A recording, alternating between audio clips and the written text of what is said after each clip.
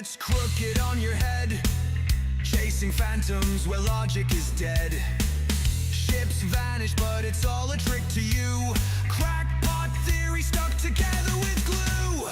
Bombsy balls may fall to the ground. Facts in your face, but you're spinning around. Enjoy the taste of my nuts, you scream. Lost in a world that's not what it seems.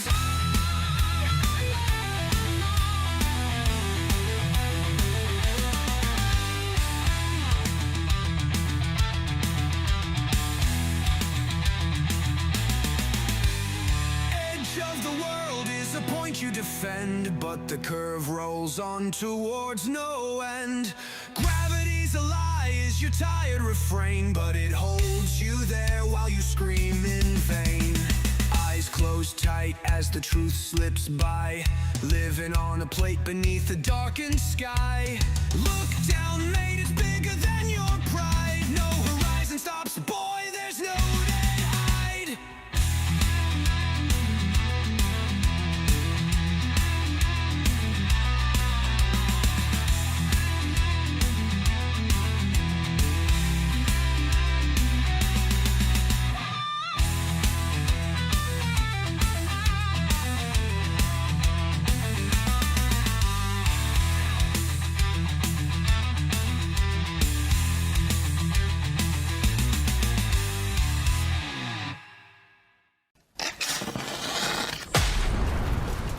And now, from the mean streets of Essex, England, this is Whatcast.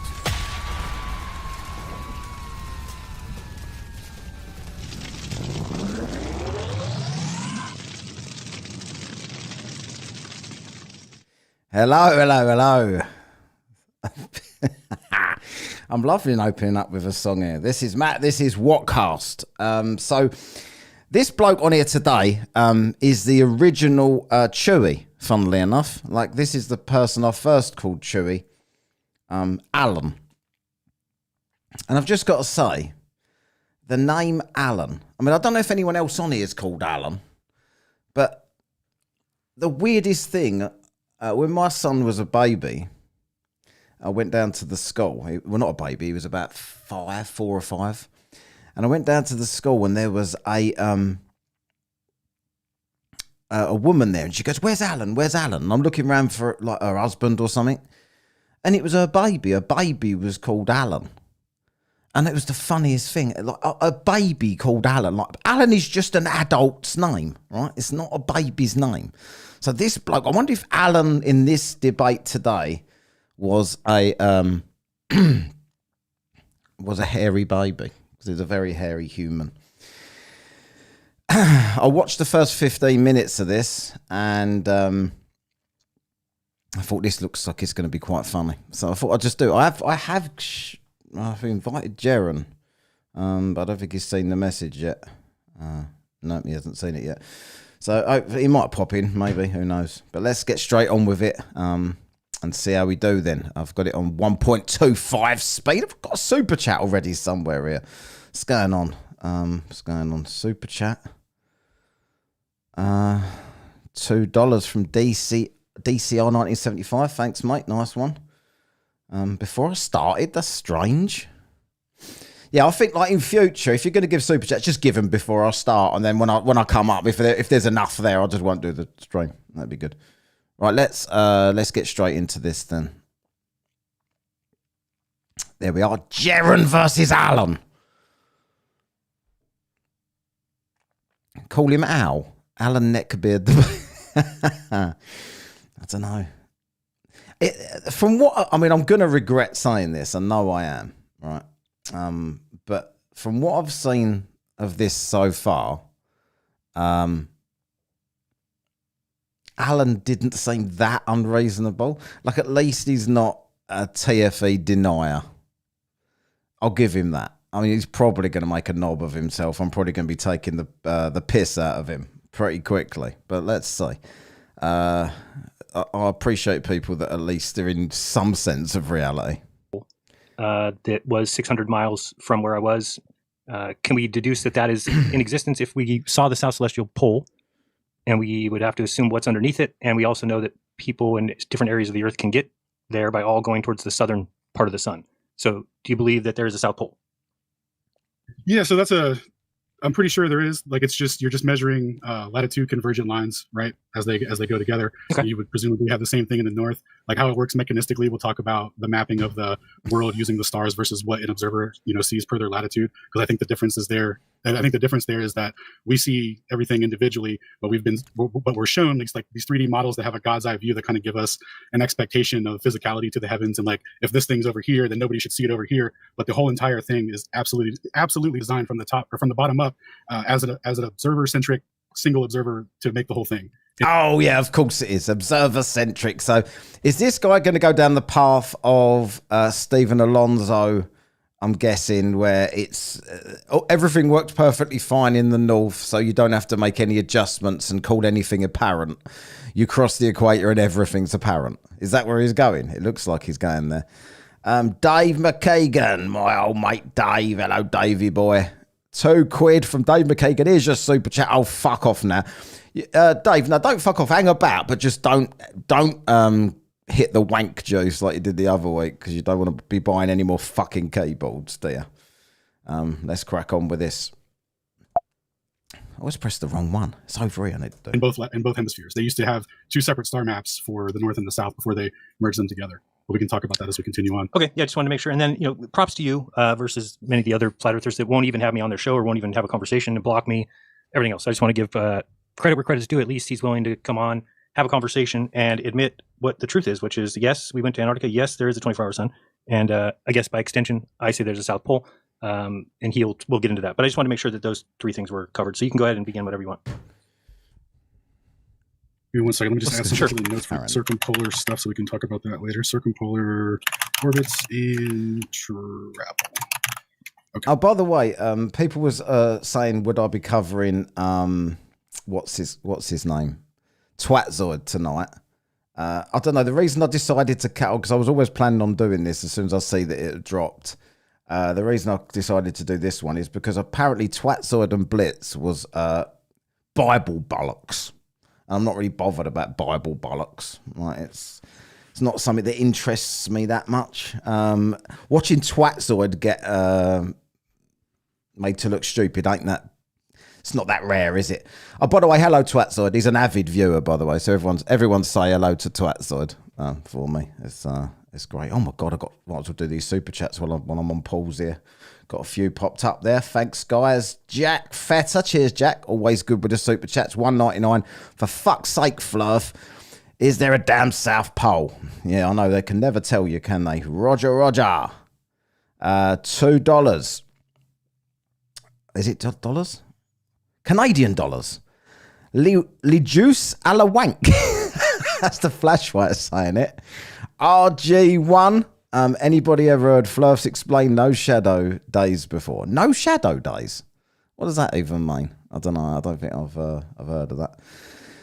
Let's push on here. See what Alan's got to say. Alan, baby Alan. Okay. Circumpolar longitude. Okay. So yeah, so what's Alan trying to be like? Alan's trying to be like Blitz with a keyboard, right? When he does the really loud typing, like, oh, look how fast I type. And Alan's just literally pressing G over and over again. It's the first G spot he's ever found, I'm assuming. I wanted to talk about the celestial theodolite and kind of give an update on that. Okay. So recently, a member of our Discord named Brian did his extended the application of the celestial theodolite using. Yeah, sorry, when I say Twatzoid, I mean Bert. Hello, Bert. Eclipses, and basically the premise, which we'll watch a video here in a little bit whenever you're ready for it, but it goes over what's his name, Flat Earth Reconnaissance, he's an avid viewer as well, so hello FER as well. I know you're there, but he only ever comments when I'm talking about like covering something he's done, which is, the only reason I ever cover stuff he's done is generally for the other person, not for him. Cleavage Kai here. Alan is about to educate us with his prezzies. With his prezzies? What do you mean? What do you mean, cleavage? What's going on there? All the details and stuff. And I would also like, to get as many globe lads to get eyes on it so that they can, refute it or point out flaws in logic and whatnot. So, so anyway, the basic. Go ahead. What's the deal with that guy Jesse? So I know that he said that he thinks that there's lies within there, or that the numbers are fudged, or that it doesn't actually do what you say it does. When you say you have, you want to get as many Glober eyes on it, have you considered having him look at it if he thinks that there's some sort of lie involved? Oh, dude, we've had endless back and forth with him, and he does, like, not to get in, I'm not trying to slander him while he's not here or whatever, but to like give you a truncated recap, he does things like conflate the analysis between the globe prediction for the observer and then for what we're doing. He calls it the same method. He built a simulator to cherry pick observations because, like, as we can get into it for the data, we're dealing with ratios of a triangle. Should exist a location per each measurement where the globe would technically exist as for the measurement, right? And when we look into the data there, we can see exactly what he did, going to sea level and then finding the lowest possible hill to do the occlusion at. And we could see the difference in the numbers and what actually came out, because he went to a place where it's indistinguishable, not where it's one's better than the other. So, like, a lot of what he does is try to conflate things and make it so that nobody can get a conclusion or understand anything.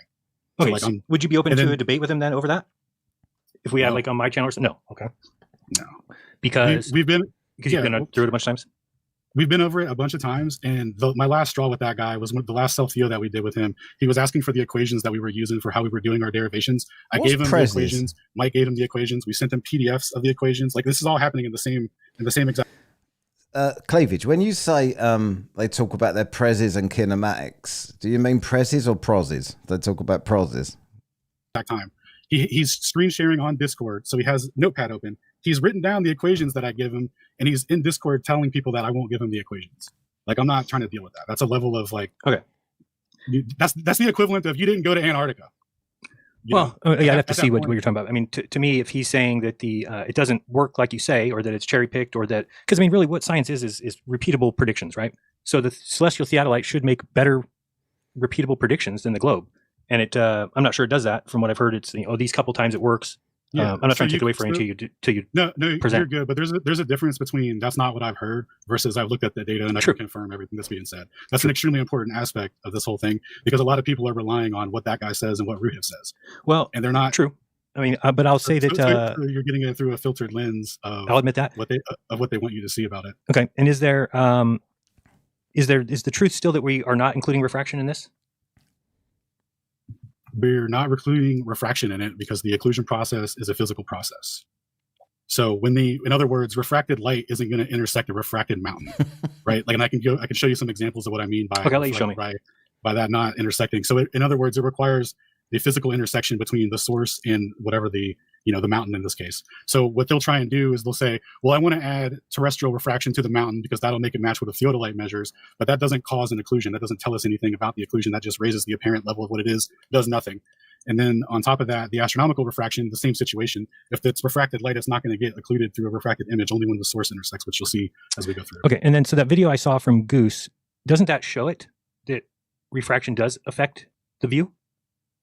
Yeah, that's our premise, that it affects it when the physical intersection occurs. Because what happens is it gets lifted up a little bit, and then the angle, which the physical thing that's cracks me up that anything you ever say to some of these people, the ones that are remaining, right? Anything you say to them, yeah, that's what we believe as well. That's what we think. That fits both models. They all say, when it fucking doesn't. Emitting the light has to be a little further behind the object before it actually gets occluded. So we're saying when we're not accounting for refraction, we're saying that between you and the mountain, the refraction doesn't matter, because on the back end of the light that's coming from behind the mountain, when that stops coming to you, it's no longer being refracted over the mountain, right? Like, that's the basic. When we say we're not accounting for refraction, that's what we're not accounting for. When the star is no longer visible, it's no longer refracted. And we just want to know where the light source of it was at the time that it was occluded. It's like, it's almost so straightforward that it can only be, only through like misrepresentation can it be confused. Okay, well, I hope you're going to show us as, because that doesn't make sense to me. I mean, anything that you're looking at and it gets blocked, I mean, it's just like the sun, right? The sun is, well, again, I don't know if you believe that, but the sun is said to be below the horizon, and we still see it. So it's up above what's blocking it because of refraction. Yeah, they start. Why does Alan keep fucking around? What is that, a microphone he's got up there? Why can't he just leave it the fuck alone? Got a super chat here from Jack Fetter. A truncated recap means less words. You win bag. Did you all what? Have everybody seen this already? Like in here, because like you guys are always like well on the ball with all of this stuff, and I'm like a day behind. Oh my god! While I'm at it, I've got another one here from Jack. Cheers, Jack. Fuck me. There you go. 8 minutes in, and my eyes have already glazed over, and I've lost. Have you seen this already, Jack? If it's your second time of viewing, I'll try and make it a bit more entertaining by just laughing at Alan all the way through. It's generally how I do it. Cheers, Jack. Appreciate it. Certainly do say that. Okay. You just disagree with that. Okay, got you. Yeah. Just watching the sunset alone wouldn't tell you anything unique about the situation, because what they're saying is either true or there's just a lingering effect due to optics, and then as the sun goes away, it can't power through the atmosphere that it's that's between us and the light source. So so either way, the atmosphere has something to do with the sunset. What's that? Are you saying atmosphere has something to do with the sunset? Yeah, there's light attenuation, like an opaque layer. But if atmosphere had anything to do with it, then we wouldn't be able to predict the time, because we wouldn't know the atmospheric conditions. So you would not know what the sunset. I can tell you what the sunset will be on Friday or next Monday or in 3 years. Yeah, but you're basing all that off the apparent position anyway, which is predicated on knowing the atmosphere. Oh, here we go. The apparent position, but only in the south. Everything is apparent. Everything is apparent. That is apparent. That is apparent. That is apparent. But it's still fucking there. It's still physically there. There is just some kind of atmospherics between me and it to make it technically apparent. That is how it works. Alan knows this. Jeran knows this. But the flat earthers use apparent to be the sun is actually there that way. But you can see it over there. That's not what apparent means. Conditions anyway. So whatever it happens to be is however much refraction there happens to be. What I'm saying is either way it sets, just watching it set doesn't tell us anything unique about the situation. Because there could be, because like our premise is the sunset is an optical phenomenon, where you guys say it's a geometric phenomenon. Right? That's the big and if it can be timed, then which one would be true? It's not optical. The sun does set. It goes dark, you prick. Well, just watching the time of it setting doesn't tell us anything unique. No, what I'm saying is tomorrow, so we know the sunset time tomorrow, right? But we don't know the atmospheric conditions. It has nothing to do with the sunset time. The sunset time is done geometrically, has nothing to do with the atmosphere. The atmosphere, if tomorrow ended up being a cloudy day, it's not going to change the time of the sunset. Are you aware, though, that the whole model... By the way, for people watching this on the replay and whatever, I always get grief in the comments section. You should link it. I don't want to listen to wankers like you talking over the fucking video. Link it so I can watch it, you cunt. So for those people, the link is in the description for this, so you haven't got wankers like me talking over it. While I'm paused here, Simon Hanson, nice one. New Zealand dollars, $5. Good morning from New Zealand. Here's some wank juice funds. We love the wank juice funds. That's what we're here for. Cheers, mate. That's not predicted; it's post-dicted off of when the sun returns. So after you have enough data, and you can say that, like that's all it is. So what we're saying is that it's an optical phenomenon rather than a geometric, and just watching it and saying, but what about the prediction? It's a post-diction, so it doesn't. It literally can't tell us anything unique. So give me another example of what an optical phenomenon is. What's an optical phenomenon? Just give me one, so that I can see if we're talking the same thing. Because you're making it sound like if it's an optical phenomenon, then it would be it would vary due to optics. Okay. Yeah, so like you take the example of when a car is coming at you and it has two headlights, but when it gets further away, it just becomes one headlight. Okay. So like that's facilitated by an optical phenomenon. It doesn't have anything to do with curvature or anything like that. And it has to do with the atmosphere, meaning that we couldn't predict the time that would happen because it would vary based on what the conditions were. Okay, then just make it solely based on an optical phenomenon. That way, the time's the same no matter what. Yes, I asked for an example of that. This is the sunset. The same thing in question that you're invoking. Okay. That's why it can't tell us anything unique. That's why we need another variable. So, for instance, if you were to, if Alan though, like, because Alan was the original Chewie, I think Cubby is a better Chewie, but Alan was the original Chewie, and Alan's always with that Shane bloke, isn't he? Right. So if you ever debate the pair of them, you get. So I thought that what's his fucking name again? Shane was more of a Jabba the Hutt type character. That's what.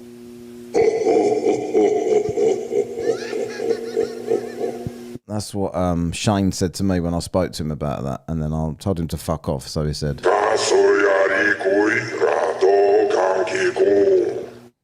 Yeah, that was piss off. What cast? You fucking knob. That's what he said to me in Jabba language. Do a self-theo occlusion with the sun and a mountain or whatever, like you can make some determinations based off of the true position versus the apparent to see how much refraction and whatnot is actually affecting the stuff. But just watching it alone tells us nothing. But predicting it, that's what I'm saying. I mean, if we're just watching it, no, yeah, you're right. But we predict it. We know what the sunset will be tomorrow, and it has to do with. Though. We didn't. You didn't though. No, it goes in a cycle, bro. It just yeah, no, but that's because it's time. That's called a post-diction. Sure. If you know it's cyclical and you know where its position's going to be 20, like that's not a prediction. That's just a cycle and a post-diction. Okay, so you're saying because it already happened, and then we are predicting it in the future. It's a post-diction, not a prediction. How was Roswell cleavage? Okay, so we know what time the sun's going to rise tomorrow or set tomorrow because it's happened on that day of the year in the past, right? So you're saying because we know that, we can predict the future, and that's the only reason we can predict it. But if there's two models at play, flat Earth and globe Earth, and one of them describes why it is that we can predict that, and the other one says it's atmospheric, which can't be responsible for predicting it. So then wouldn't there be a clear winner there? Well, like I just said, take out the atmospheric effect. If you're not accounting for it either, then we could just reduce it down to either optical or geometric. It doesn't matter. Like it's the same situation. Just watching it tells us nothing. Okay, go ahead. About the truthfulness of either model. All right. Okay, so yeah, the goose video though that was illustrating that the differences in the occlusion time and how that would affect it. So what we're saying is that when the star gets blocked, whatever refraction was occurring, it can no longer overcome the mountain. Whatever refraction or optical or such an American word than you saying that. Dork. That's what you sound like when you say that. Unfornicated there, just spotted. Hello, mate. Or whatever is happening, it no longer overcomes the mountain. And we want to know CMS is here. Where the true position of the star was with respect to the mountain peak at that time, because that's what is Astronomy Live is here. Line for us with our field of vision. So we need to know, like if you think about that as the crosshair, like the mountain as a crosshair to the theodolite, so to speak, we want to know, or we go to the mountain peak to see where the stars align to see if it's still aligned with our crosshair. That's all we're doing. Okay. I guess where I'm confused is that, so then can't we just call what you're seeing in the celestial theodolite an optical effect that it doesn't tell us anything about the shape of the Earth? No, because there's a new variable there. There's an independent variable. Of what? So there's our distance relative to the control, which is the altitude of the mountain. So that's going to produce a unique angle, and that angle is going to be is dependent on the physical elevation of that mountain. So, and where are you getting the information about what the angle should be? From Stellarium, right? We're getting the elevation of where the mountain should be based off of like Wikipedia, like whatever the mountain source says. So Wikipedia, NOAA, any sort of reference that has the official numbers for the altitude of the peak. Right, but where are you getting where the star should be in relation to that mountain?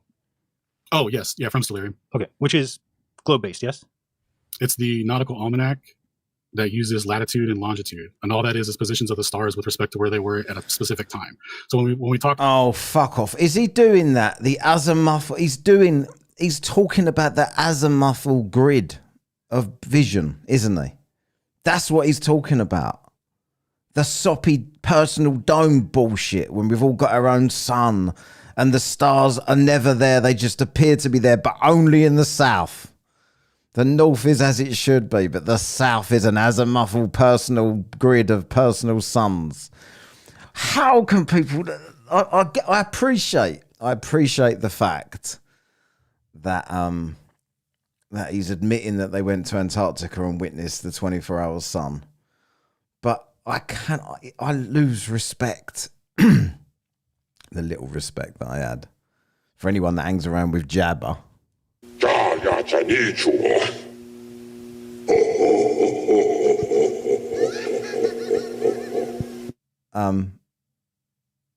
When they just, like, they know they can't explain this, so they're gonna. Is it the azimuth, or is it the Stephen Alonso one when he's claiming that all of the distances also shrink somehow in the south, even though when you look at them on the map they're longer, but for some reason they don't take any longer to get there. I hope Jeran brings up flight times and stuff if we're gonna go down this route. Earlier, now the answer to your question, the quick, but yeah, it's a globe tool or whatever. That would be like the easy layup, right? Because it's a sphere, right? All it's doing is showing you where the stars are at for an observer at their latitude. So it's, again, when I was talking about that God's eye view perspective that gives us that misconception, right? All we're looking at is where some dude took a zenith measurement of a star and then Jack, you are the man tonight. Here we go. Jack Fetter, super chat, $4.99. This guy really needs to emphasise a word or two every now and then. Take a breath, or otherwise let us know when a point has been made. I think he just needs to take a breath anyway, every other word, because he probably gets out of breath speaking, because he's about 400 pounds. Right? And his chins are probably 100 pounds, weighing his jaw down. Am I fat shaming? I don't know. Sorry about that. 24 hours later, that star came back to that. That's why he hangs around with Jabba, though, isn't it? Like, he probably thinks my chins are a bit ridiculous there. I've got too many chins. I liked my chin so much that I grew another one. So if I hang around with Shane, I'll look reasonably slim on the chin department. That's what he thought. Position. So we're looking at a series of the whole model being put together like that. It doesn't mean that the Earth is a globe. They do a geocentric transformation to the center radius of the globe, right? But we'll get into fictitious coordinate system transformation stuff if you want, to show that doesn't mean anything. So check this out. Even if they're using a geocentric transformation, right? What they're doing is they're going to the center of the Earth and they're saying, okay, you're in the center of the Earth. And then the actual surface of the Earth is a hollow sphere, and the celestial bodies are fixed on that and they're rotating around you. But one observer only sees that one hemisphere at a time. Right. So when they go and they're not... Oh my God, Spurs Chemo used to say this to me. You can't be in both hemispheres, and Fredo said it to me. You can't be in both hemispheres at once. So therefore, when you like, talk about main character syndrome, they also believe that because I'd be in the northern hemisphere, by the way, sphere, the southern hemisphere hasn't, like, they act like it's a game and it hasn't, what do you call it? What do you call it? That word when the game creates a scene? Spawned. It hasn't spawned yet. What are you fucking talking about? Not visible anymore. That's either due to them going on, due to the Earth being a ball, or it just being part of that same optical phenomenon we talked about, like a limit of vision. So if something goes so far away that you can't see it, that's our position. And we're saying that the way that it's mapped out, and especially with them using negative coordinates to describe things that are so-called below the horizon, there's no difference in mapping that out and merging it together. It doesn't mean anything. Okay, so you talk about limited vision, but isn't it true that anybody anywhere on the Earth can always see half the stars, or thereabouts? Yeah, that's exactly what I said. Okay, so I'm just in your field of vision, that's what you see celestially. So the celestial, so you perfectly see half of a sphere in your vision. Yep, half of the stars. So how would that work on a flat plane? I mean, if I gave you a flat map and then I said put this dome over it so that the people see half the stars, kind of like in Shane's model, right? But the problem with it is there's a lot of other Earth there where there's more space there for people to see more than half the stars. On a globe, you can only see half. Are you sharing? It works. Yeah. Oh, yeah. Sorry, real quick. Yeah, it works exactly like this. Oh, hello. Is this Jabba's model? Yeah. So you only see. So instead of seeing this out here like this. All right, it's Jabba's model. You see it only projected into your half where you're at. Right, but I'm saying that is exactly half of the stars in that dome. But then other people all over the rest of the Earth also only see half. It's latitude dependent and observer centric. It's the same thing as this right here. Check this out. Let's see. Theo, go over to here. So this is Shane's half projection hemisphere, right? Where Walter Bislin, whoever you want to say, where you Shane. In the Chinese and Japanese, right? We have this hemisphere of vision. Well, this is the globe. This is the globe variant of it. Same exact situation. Same thing. They're literally identical. Literally identical, although sometimes Alan and Shane need the sun to be the complete opposite direction to where it is. That's not what apparent is. Apparent means if it's set, it could still be above the horizon to the observer because of the atmospherics, not the sun's really there, but actually I can see it over there. And they all they're all observer centric. Okay, so there's that's why one of them makes sense because there's only half the stars are visible for that person on the globe. The other half of the stars are blocked by the globe. So, but there's no the explanation from the flat Earth has to be distance related, that we can't see stars because of their distance, right? Or just it's magic. Because the globe has an actual reason. It actually explains. It actually describes. Whereas the flat Earth is just believe us, bro. That light works this way. It puts the sun exactly where the globe model calls for it. It just seems to me like that's what it does. When you go back to Shane's model, yeah. Okay, listen, when everything arcs across Arnold in the house, your horizon the same exact way. everything goes from the top right here, like at your zenith, and then as it gets further away, it gets lower in the horizon. That's true in both models as an optical phenomenon. It's just when you can't see it, you guys are like, well, that's because the globe is blocking the half. Right. We're just saying Macker in the house. just saying that's where the ground meets the sky, and that's as far as you can see. Okay, so what about when, let's say, circumpolar stars in the south, those go around the pole star, that's their full night's travel, yet the star's on the complete other side of the Earth. Right, the southern stars are the outer edge of the... This is absolute. I did video, like I used to do stupid TikToks pretending to be a flat earther, and I had all these glasses and stuff and fucking glass jugs, and people, flat earthers thought I was being serious. I'd like have a stupid map that I drew, and then I'd have these soppy things all over it, and I'd have personal domes. And I'd have flat earthers in the comments going, yes, exactly what it is, personal domes. I'm glad someone gets it. And I'm just like, I'm clearly taking the piss. Jesus Christ, but he's got the sun there in the personal dome. The sun's the physical sun. So they've got the dome over the earth there.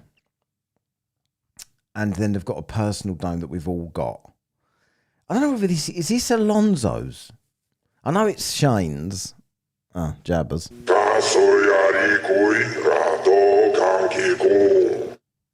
But I think it's Alonso's as well. Alonso was like, this worked. This is predicted on the flat earth when they saw the sun in Antarctica. Oh my God, I hope Jeran whacks him with this. Sky Dome, right? The stars. Sky Dome, that's in Toronto, isn't it? Are, I mean, I could show you is that you, that's not Shane's model you can play with right now? So there's two hemispheres of stars. Right. So go is that okay? So go to that one and push the person out to like latitude 55. 55 south, yeah. So go there. Okay, so let's say there, and then turn on the stars. That is ridiculous. Look at that. I don't. First of all, how does the light do that shape? With the sun the sun would need to be outside of the dome for that shape to ever happen with the light pattern there. And also, it's stopping in the middle and going to the edges as well. Like, there's no logic to any of this shit that they show. I don't know. I can't believe that they believe this. No. They should be at the top. There's go up there. There's like a button that says stars. And you just have to like press a button or something that shows up. Stars. There you go. Okay, so now let's get a look at it. Wait, it moved you, huh? Go ahead and go back to where we were a second ago. I don't know why it's moving you. Latitude again, 55 or something. So, okay, so see the red stars at the... they go around. Yeah, they say colder. They say coffee cup caustic, but the sun needs to be outside of the dome for that to be a thing. But they just move it in and out. Whatever they need it to do, that's where it is. It's apparent anyway. Could be anywhere. Could be millions of them. Hello, Cole S. Yeah, fellow gunner. How do you know who I supported? I'd say it on one of these streams before. Sigma Octantis. Okay, so if you pull the time forward a little bit just so we can see that in a day, those stars just circle. But those are actually the southern stars, which means half the night they're on the other side of the Earth. So if it's distance dependent, then we would be able to see Polaris, because how could we see stars further than Polaris? Because those red stars are not, the southern stars are the outer edge of the stars. There is no stars that stay and circle like they do in the north. So think about the circumpolar stars in the north, on a globe or on a flat Earth, they both work.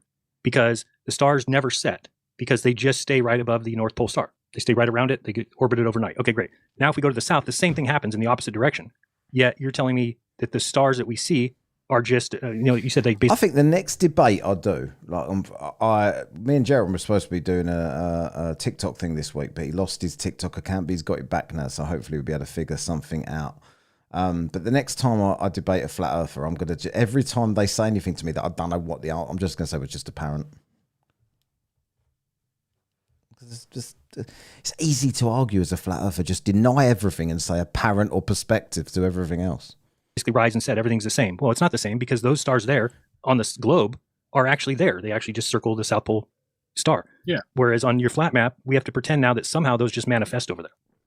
Yeah, I got you. Okay. So this is conflating the two things as like a God's eye view perspective. God's eye view. All right, Alan, I'll take everything back I said about you. Stop swinging your tits around. Sees the full spectrum of the stars like that. It's no, but I was down in the south and I saw these southern pole stars that just go around it. Yeah. I don't disagree. That's a latitude dependent phenomenon in, like, as you're away from the equator in the south. The same thing happens in the north for the North lads. But the North stars are actually there, right? The North stars are there. And the southern stars aren't? No, you just told me that those southern stars that just circle the dome there, you're saying that those are the outer edge of the stars, so they actually travel all the way to the other side of the Earth. That's not what I said. Okay. I said that's a latitude. Seeing them and how you see them is latitude dependent, whether you're north or south of the equator. Latitude dependent, but everything works in the north. In the south, we need to put domes everywhere. I don't know what that means. Latitude dependent. Okay. Of course they're latitude dependent. I mean, what you're saying is it depends on where you're standing, what we see in the sky. Yeah, no shit. Right. But then you're turning around and saying that it doesn't matter and we should see Polaris from down here. That doesn't. Because, okay, so the stars that are in the south are the outer disk of the stars. The outer rim of the stars. That's the southern stars, right? Mm-hmm. Okay, so as the stars go around in one day and do a circle, those are the stars that you see go around Sigma Octantis. The ones that go all the way to the other side of the Earth. So when you see them up right next to the South Pole star, they're really on the other side of the Earth over by Australia, which is further than Polaris.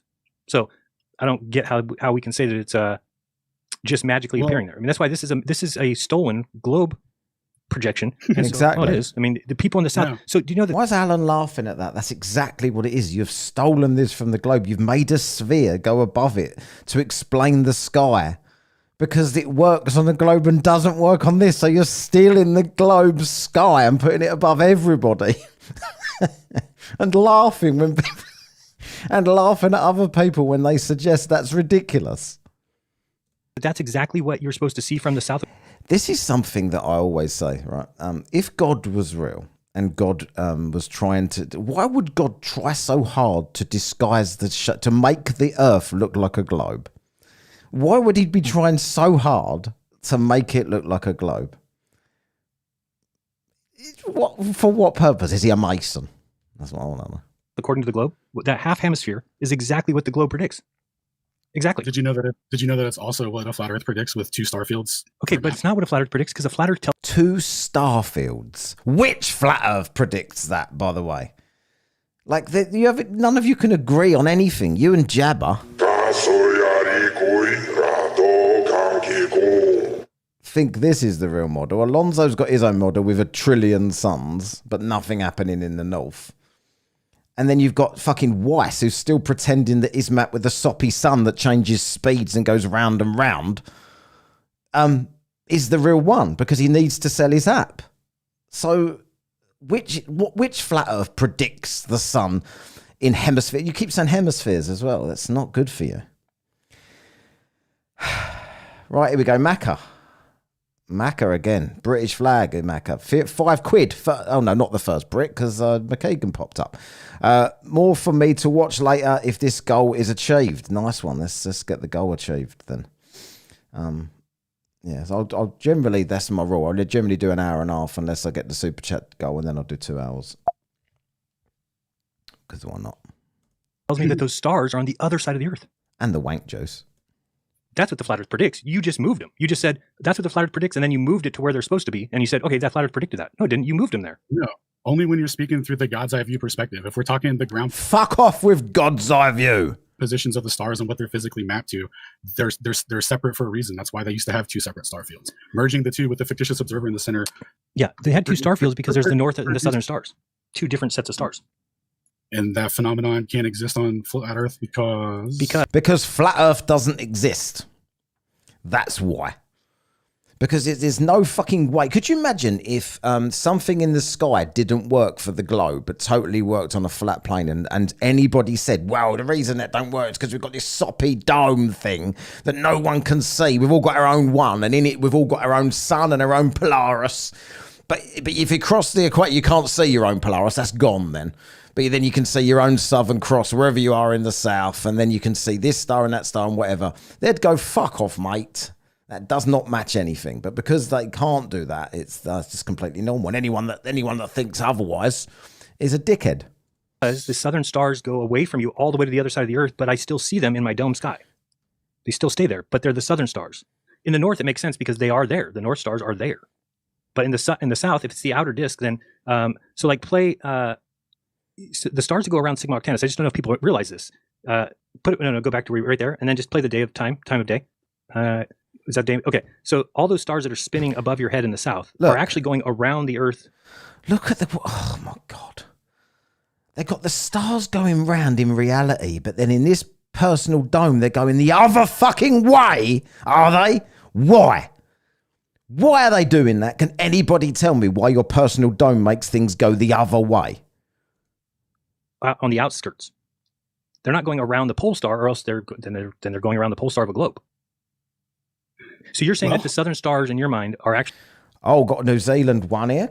The world's getting represented today. Daniel Williams, $3.49, New Zealand.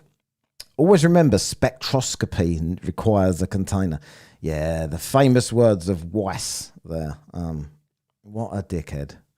And that's why that conversation and a few others is why he doesn't talk to demons, because when he talks to demons, they generally make him look like a prick.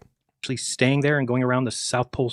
Because let me explain. If you're over in Australia, you see the same stars circling the same South Pole star. So they also have to see the same stars in their sky. And then so it's just everybody on the outskirts of the Earth sees the stars no matter where they're at on the outskirts on the other side. I mean, it just doesn't work. It just doesn't work. So I don't know how it doesn't work, because the Chinese went and did the exact same thing. They mapped out the southern the exact same way they mapped out the south. What they did is they went to the Falkland Islands, they went to the star Canopus, and they got almost to the zenith. Like, they had it at like 88 degrees under their zenith instead of 90. And then they mapped everything out with latitude dependent effects based off of that. And they used, hold on one second. Yeah, but just when you keep saying latitude dependent, that's of course, everything is latitude dependent. The single observer latitude dependency is key here. But that's no matter what. That's no matter what. Who believes it's key here, because nothing works in reality. This has got to be key. Don't forget, personal domes are key here. differently than that? Who believes it's not latitude dependent? Because you keep conceptualizing it as a unified total model. No, I'm saying what an observer I'm talking about what an observer sees. So do me a favor, grab the longitude and move the longitude and watch what happens. And tell me this is just by accident. Do you see that? Mm-hmm. So everybody on the outskirts of the Earth sees the pole star completely in an opposite direction. Notice those people see it over there, those people see it over there, but it's the same field of stars. So clearly there's a model that says there's a reason for that. And the reason for that is because you're at the bottom of the globe and you're all looking in the same direction to the South Pole. That's telling us that the South Pole... What the fuck is that? Oh my God. Flat Earthers present this bullshit as a sensible argument, and Alan's sitting there with a sort of straight face. His cheeks are weighing down a bit, so his face is a bit melted. But the straightest face he can muster, 100 stone. But he should have. I don't know. Do you think his cheeks have got the power to create a smile? I don't know. Star is in a different direction for everybody. So I mean, it's kind of now. If you move the other way, move the latitude line, and watch how it just unfolds perfectly. McKeegan, are you calling me a drunk? I've only had 1 pint tonight. I don't really drink ever, to be honest. I just have a beer when I do a live stream every now and then. But my mate said to me the other day, today, we're going out Sunday night, and he goes, do you want to go to the King of Essex? It's a new pub, Weatherspoons. And I'm like, I think I'm too old for this shit. I just want to fucking sit down and have a chat. I don't want to stand there while fucking bunch of fucking Essex birds are knocking about. A sphere that unfolds, no, latitude, sorry. That one. If you just kind of watch it roll, that's a sphere. It just works perfectly. That you have the North Pole star, and then as you go out towards the edge, now the South Pole star unrolls, and now we can see that in the sky. So it's just funny that I didn't know that you still think that it's this map. Because if we want to show something else, now go to is the sun on there? What do you think this map is? A load of bollocks. That's what I think this map is, Azza. This map is just the positions of the stars on the vernal equinox. That's all this map ever was, for 2 separate hemispheres, and then merged together mathematically. What these observers are seeing, they don't see it all at the same time. They all see it on the same latitude. So yeah, they don't see it at the same time. It's time dependent. Yeah, it would be based on the time. What I was saying though is that the Chinese went and mapped all this out as geocentric flat earthers using Canopus and then the southern Sigma Octantis, but there's 2 stars that lead it. The Sigma Octantis isn't bright enough. Right. So could they have been wrong? No, hold on. No, they were identical, because later on we can get to an eclipse method that they use to come up with how to determine longitude, and it's identical to what's used today, like 1-to-1, like the accuracy. I'm pretty sure that the Jesuits took the Chinese model and then combined it mathematically. The Jesuits they told a whole story about how they needed to 2 seconds synchronize clock so that they could tell time and see. I'm going to keep this running. Hold on. 1300s. Can you turn on the paths real quick so we can see them? There's a button I believe to turn on the light paths. Is anyone see some bendy light? Yes. I think is that right? I don't remember where you do it. And then, do we see the sun or no? I can't really see the top of that. Where's the sun at right now? I don't know where the sun is. Do you have to turn it on up top or something? Sorry, we're on star mode. There's no sun right now. Okay, you can't. Let's bring the sun back just real quick so I can see. Okay, so that's the sun. Oh, it's kind of doing a video. So on the day that we saw the sun south of us in Antarctica, when it's actually over Australia, is there two suns? Or explain that to me, or what you feel now that you know that there is. You said earlier that you think there is a 24-hour sun. So people in Australia. Yeah, we all see our own individual sun. All the stars are all individual to us relative to whatever latitude we're at. And I can show you that despite this projection in the globe saying that, well, the reason is that the sun is underneath King of Essex is converging latitude lines, I can show you that over 7 million meters, the sun doesn't drop in elevation, the sun and the moon. Because like the big takeaway here, like forget about the socio-terrestrial measurements of mountains and stuff for a second, and like just observing the stars and where they're at and making a map based of it and having converging longitude lines and all that. Because like all that's going to work out mathematically per the per the hemisphere that it was mapped to. But when we introduce the physical occlusions, like what's blocking out the sun to create a shadow over the ground and create triangles with that per every observer. Subscribe. At their location, what I can show you is that the sun and the moon do not change in elevation, so they're always parallel to the ground. That's the most significant thing put forward here, because all we're discussing is how apparent positions were mapped out. And to quote from Copernicus, if you're following what was conceived by astronomers for the best thing about my lives is they're always so serious. Shout out for cleavage. But you enjoy the taste of my salty nuts as I teabag you. For another purpose, i.e. conceptual models for ease of teaching. Right. Then you'll leave astronomy a bigger fool than what you're talking, or than when you entered. And what I'm proposing is unique because we're using the so-called light source of the object rather than the apparent position. So based on but the whole model is based on, it's not even based on. Them fucking Jesuits get everywhere, don't they? That's why I'm not going down the fucking King of Essex, because Jesuits hang out there apparently. The apparent positions that we see necessarily, it's based on the time that true position will come back in 24 hours. Because as these things get lower in the horizon, they end up lingering, and they don't follow the 15 degree per hour relationship at that. So everything is actually based off of where the light source is from the zenith measurement taken on the equinox, and then adding 15 degrees per hour to that. So we're interested in checking that to verify the actual altitude changes of these beacons. So if it turns out, you're breaking up. Hold up a second. Just you're roboting. Oh, sorry. Now you're frozen. Is it me or you? I'm running 5100 kbps. Am I right? So if we take a globe model, you can take Google Earth, for example. Megan in the house. We can go Lindsay in the house. Anywhere on that model, and we can place an observer. And Jeff in the house. And from there, the observer... I feel like a shit 90s DJ. The observation that the globe model calls for is what we see. There's no... Slow-mo in the house. No need to move the sun anywhere. There's no need to move the moon anywhere. It's just exactly where it would be on that model. Whereas on your model here, that's not the case. The case is no matter where we put the person, then they look up. Well, sometimes you have to completely move the sun from somewhere else on the Earth to inside that viewpoint for that person. No, we don't have to do that at all. Okay, so the observer, it's single observer built, man. And then what was the other thing you said real quick?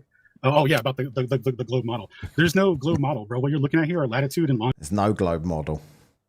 There's no globe model, but this shit that me and Jabba have come out with. Hold on a second. Where's Jabba gone? Here he is.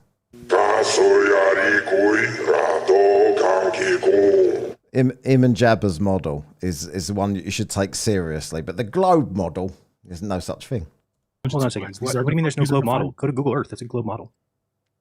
Okay, and I'm going to explain to you what that's representing. Okay. Right, that's put together from latitude and longitude lines. Latitude and longitude lines are just positions of where stars transited. Yeah, but they exist on a globe. That's where they were drawn.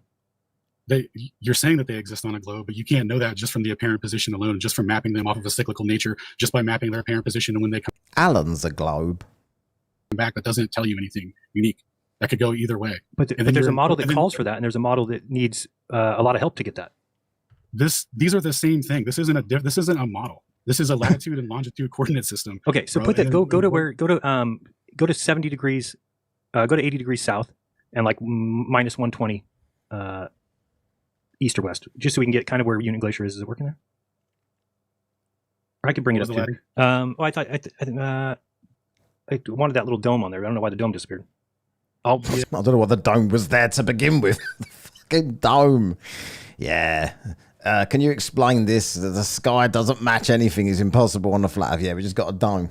Okay, what about the 2 points of rotation in the sky then? And one of them goes clockwise and the other one goes anti-clockwise. Yeah, just the dome goes the other way. I'm not sure. I'm not sure what happened either. Give me a second. Let me refresh. Yeah, there we go. It's back. I got it. I got you. Okay. So, yes, thank you. Let me go in here. I can get back to the screen. I lost it. Where are you? Okay. So, and then, so where are you at? I think you went 90 degrees. So go to 80 degrees just so we can get off the South Pole there. No, I'm sorry. Latitude 80.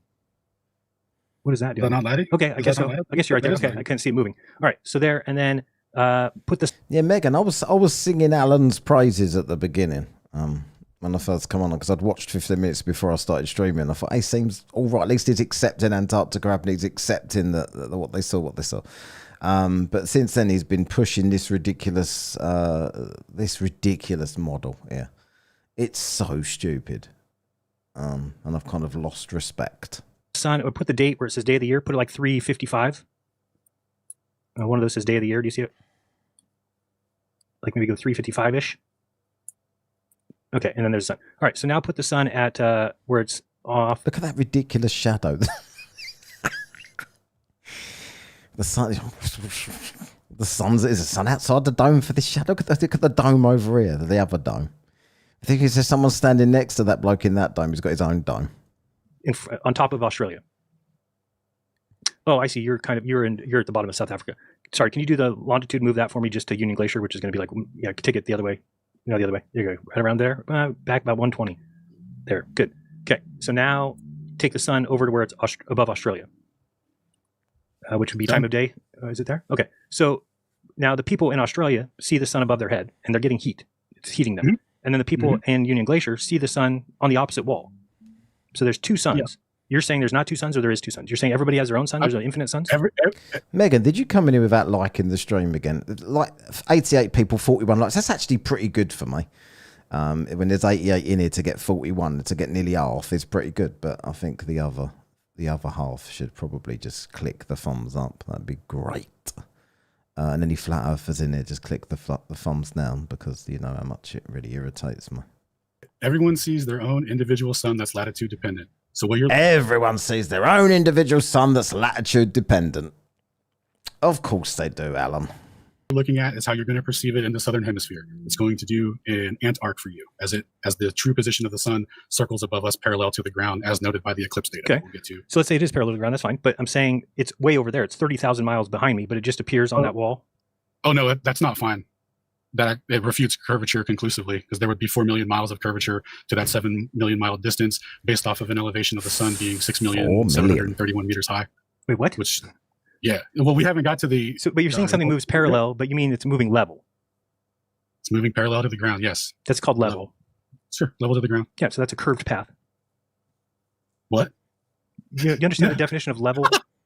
Okay, nah, well, dude. So level and horizontal now are the same word? So we can just... Yeah, Mike, I see that, what you've just put there. Two hemispheres. If you're going to say it's a sphere and it's hemisphere, it's going to be a fucking... It's funny that they, thanks to the flat earther in chat there that's giving me the thumbs down. Stick it to him. No, boo! Replace one word with the other. They don't mean anything different? So listen, when I'm asking, can I ask a question? Slow-mo, that's a good question. If it's sitting on someone's shoulders, do we share a dime? Yes, I would suggest so. Yeah. Okay, but I asked a question. Can we just call level things horizontal now and horizontal level? They're the same word? Because you just laughed because I said they're different. Horizontal, straight, and level. Level doesn't mean curve. Level meaning curve is like redefined so that they could talk about. So then you're saying that there's two words. Spectral orthographic projections of an ellipsoid model and all that stuff. No, it's just the definition of level. Level is from a certain point. So if you're saying level from the center of the Earth, then the oceans are level on a globe. Wank juice. That's how it works. And Alan drinks wank juice. You can laugh at it, but that's how it works. You have to admit that that's how they say it works.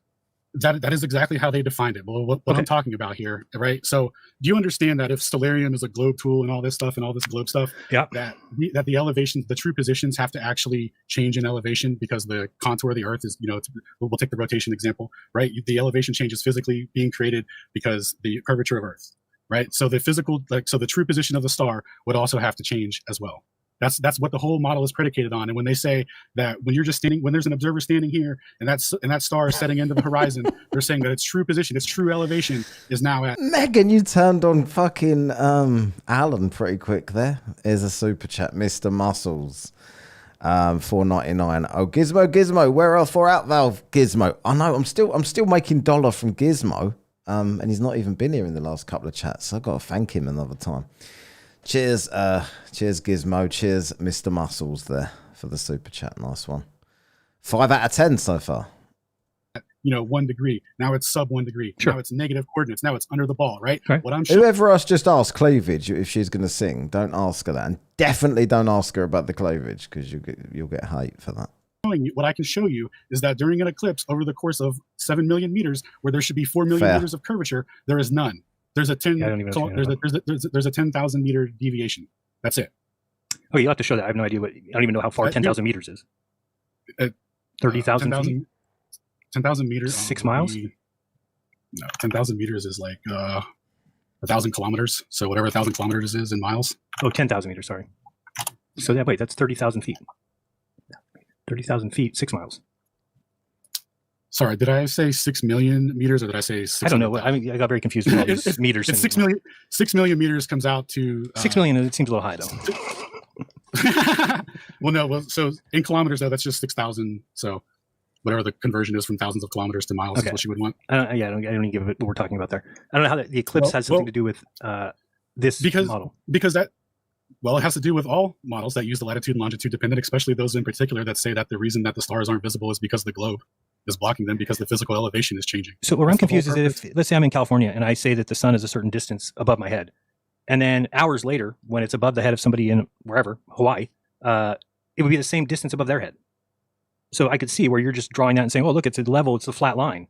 It's flat the whole way. But yeah, because it's staying level, it's the same distance from the Earth no matter where it's at. I mean, not at the same time when it gets above their head versus above my head. They really don't understand level, do they? They do, though. I think they do. I think they just have to pretend they don't. Because Cat's going live now. Oh, damn. That's why Jeran's not on here. Obviously. Exactly. And we could plot out the whole thing and show that at no time is it ever going under anyone's head at any angle. That's the... Well, we see from a plane, you can see the sun below your eye line.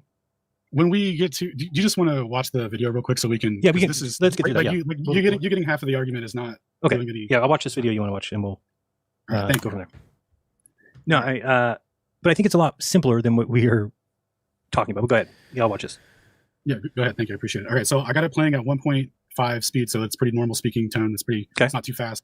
Now that'll reduce the time to 13 minutes and 30 seconds. So oh no, is he playing a bit right? I'm not going to watch this. I'm going to skip forward if he's playing a soppy video.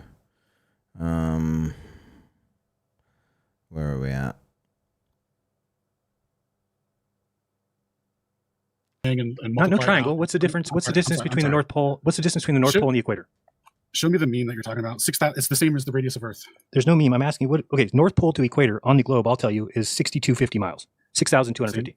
So same exact distance. Okay, then if it's the same exact distance, then that's the radius of a circle, and the radius of a circle at 2 pi r comes out to then the radius. Then it comes out to 39,000 miles. So the equator on the flat Earth is 39,000. I'm not stop pretending to type myself. So there's no way that your 1 degree per mile would work because on the globe, that's 360 times 69 miles is exactly 24,000. Yeah, that'd be great, JD. That's a great idea. I'm not going to force people to do it though, but I wish they would. If every time Alan says latitude dependent, someone should buy a wank juice. 901. No pressure. Yeah, that's a misapplication of the math, and I'll get the proper response for that here in a second. Okay. So we will definitely come back to that. Not running from it. I don't have the thing to address it, but I know exactly what you're talking about. That's why I said, because I've seen it in meme form, but it's not exactly correct. Okay. So we'll get to that. Or I'll look for that while we play this video. But yeah. So to reiterate, like, this is the difference in true position versus apparent, and this is why I'm saying this is why my position is that we all see our own individual lights relative to us in our own dome of vision, because that's funny. I thought your position was on the sofa with a pizza. Going to see here is that the elevation change that's required as per the physicality given to us through the model presented as the globe doesn't actually occur as it should. So here we go. Yes, and you're press play. Go ahead. I don't hear sound if you. Should be now. You hear it now? No. Did you hit with share? Share it with sound? Oh, 1 second. Let me try again. And then what I'll tell everybody is after this video is done, I will look at super chats and answer those first batch, and then we'll go back to talking. So this way you don't have to wait till the very end. So just, in 13 minutes, we'll go Oh, over they're this. still on the video. happened? Fuck the video. Directly overhead and traveling 5,400 nautical miles or 90 degrees longitude, the sun drops down to 0. Is 39,250. Jeran, it's calculated observer individual through the whole string. It never changes deviation based on the angle. It's always the same altitude. It makes congruent triangles, bro. I don't know what you're saying Like, there. Well, But I'm saying something very simple. Anybody knows how to do this, figure out a simple. no, I get what you're saying, but also It's accusations there's of gonna be an Alan elevation eating change for these Shane. people. Regardless, these observers over the distance are going to start. What was Shane's last words?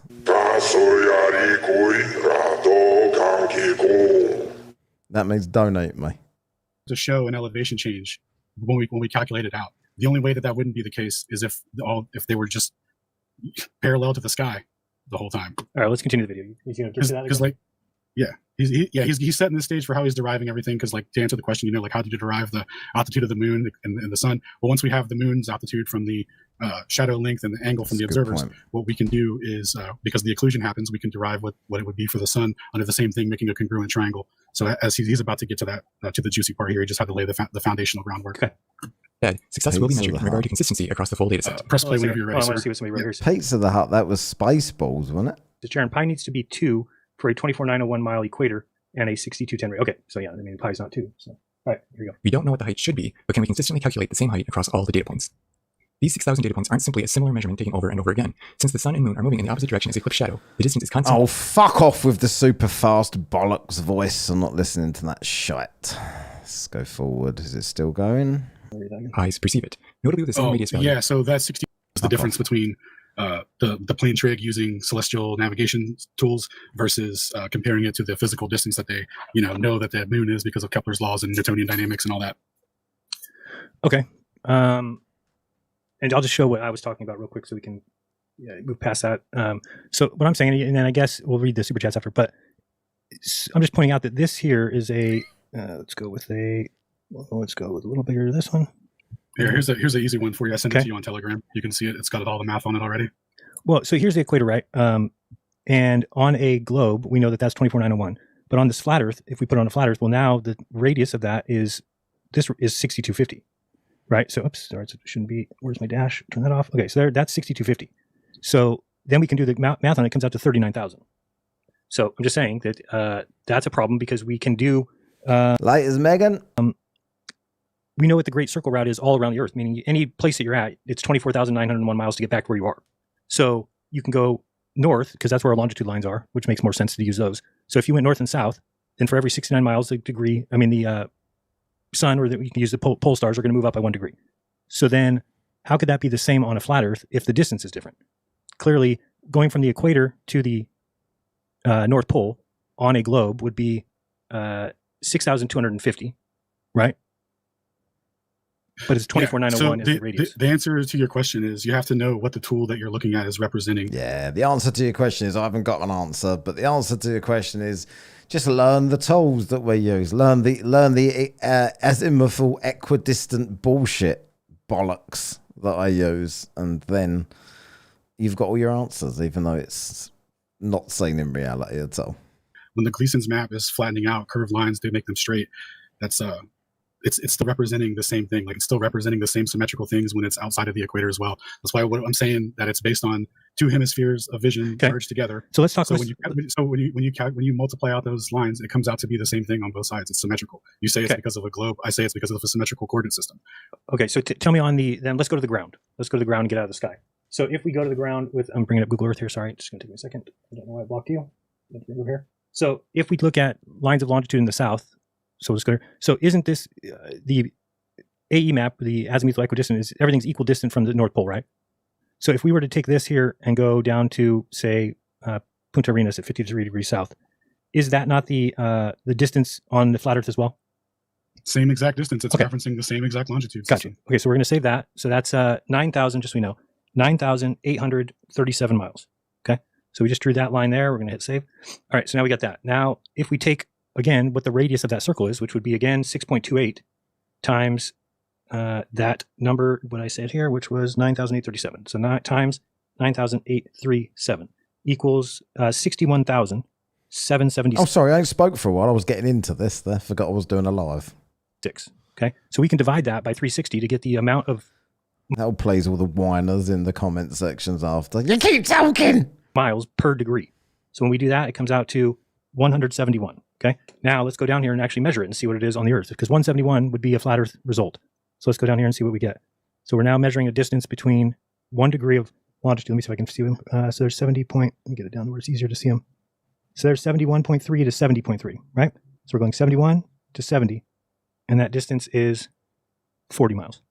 So the flat Earth predicts 171 miles. The globe Earth predicts 40. And what do you want to bet if we go down there and measure it? What do you think we'll get?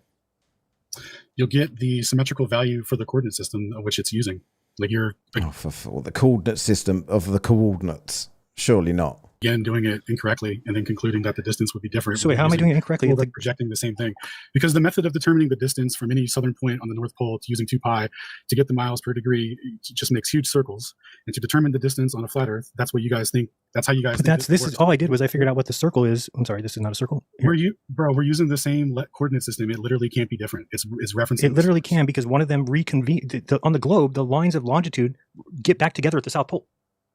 So what do you mean that wouldn't be different? This one here shows the lines of longitude go to the very outskirts and keep expanding. On the globe Earth, they converge. Right. They're very different. And so, yeah, in the north where we all live, it actually makes the flat Earth make sense. That's why going to the south changed my mind. That's why going to the south should change everybody's mind. If anybody goes down there and watches the damn sunset, you're going to realize, oops, this map cannot be right at all. It's so wrong, it's ridiculous. And one of those examples is we just went to 53 degrees south here, and we calculated the distance of this circle. And then we divided by 360, which is how you'd get the degrees per degree. And it's 4 times off. That means that as a plane left here, if a plane left here and went to fly across this ocean, it's going to have to go 4 times further than the globe says. Right. Bro, respectfully, that's a misrepresentation of how to use this coordinate system. No, it isn't. What the fuck are you talking about? Is he going to start deflecting to Alonso's map now? This is insane. Like, does he think that's... What else? What other flat map has he got if it isn't that? You don't even draw. Oh, so this is not a map then?